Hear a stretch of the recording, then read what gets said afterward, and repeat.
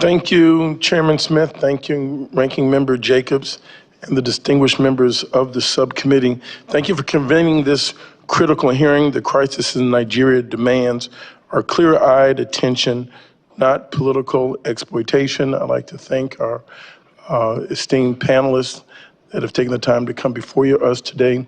Thank you for your work on Africa on the ground, and at least one of you brings that experience. However, I must express my shock and, if you will, a bit of outrage that we are not putting into these top positions people who are directly from and represent the culture and the lived experiences of the African people. Currently, we still have unfulfilled positions that are very important, which demonstrates this administration's lack of sincerity towards moving us towards more dialogue as opposed to destruction. The Assistant Secretary for African Affairs has not been appointed or even nominated. The Senior Director for Africa at the NSC has not been appointed or directed for Middle East and African Affairs. I've had the honor of traveling to Nigeria now for 4 decades and meeting with Nigerians in the diaspora for decades as well. They are unequivocally some of the most tolerant, productive, and loving people that you will ever meet. We are speaking today about a nation of extraordinary promise and complexity, a country of nearly 240 million people, home to 250 ethnic groups and 2 major religions, Christianity and Islam, that have coexisted and built a society together for generations. The idea that this nation is simply engaged in a one-sided religious war, I believe, is a dangerous fiction. The current government, led by President Tinubu, a Muslim married to an ordained Christian minister, reflects this complexity. Out of the 9 top security chiefs, 5 are Christians, including the Chief of Defense Staff and the head of the Air Force. Nigeria is a diverse, complex democracy, and we must treat it as such. The suffering in Nigeria is immense. The insecurity is a major issue for all Nigerians. We must stand firmly with every victim and survivor. Violence against any person of faith is unacceptable. With approximately 8,000 civilians of all faiths killed so far this year, the pain felt by Christians and Muslim communities alike deserve our compassion and, again, not our exploitation.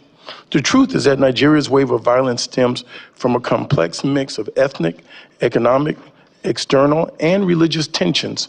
Boko Haram and other extremist groups have killed both Christians and Muslims indiscriminately.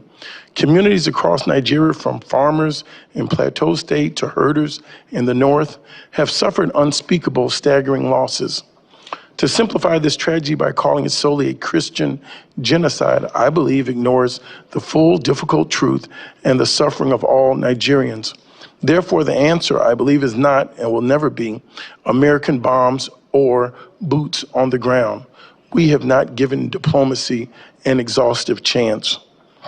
I have previously denounced the threat to deploy U.S. troops to Nigeria, calling it a dangerous overreach that risks reigniting colonial-era patterns of intervention on the African continent.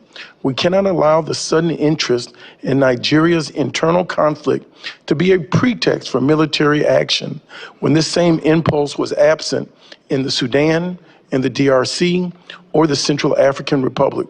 Furthermore, we must address the sheer hypocrisy of a military-first approach when non-military support has been repeatedly undermined.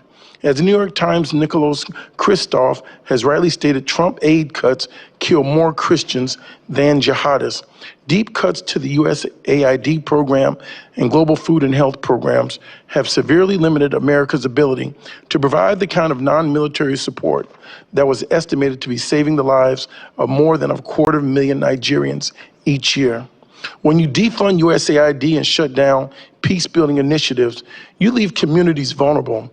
You don't stabilize Africa with missiles. You stabilize it with schools, with clean water, with economic opportunity, with true partnership. The path to peace in Nigeria must come through dialogue, development, and dignity, not denomination. America should be a partner in healing, not a hammer looking for a nail. I urge this subcommittee to prioritize a diplomacy-first approach, fully fund our humanitarian aid and peace-building initiatives, and work with the Nigerian government to eliminate terrorist criminal groups, securing a safer and more stable future for all Nigerians. Thank you, Mr. Chairman. I look forward to the testimony. I yield back.